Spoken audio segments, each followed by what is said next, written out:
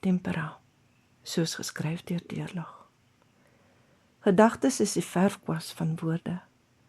Woorde wat sinne maak in gedigtes en strofes.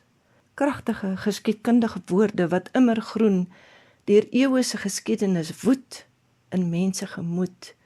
Woorde met net die regte mengsel en krag wat vassteek in kulture en ideologieë.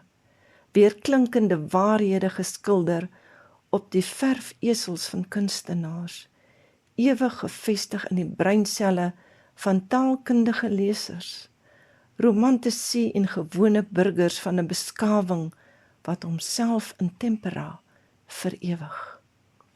Geskryf deur Deurlig.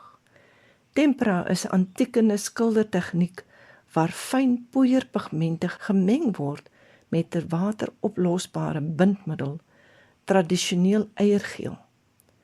Dit is 'n vinnig drogende, ondeurskynende medium met 'n helder mat afwerking wat eeue lank hou.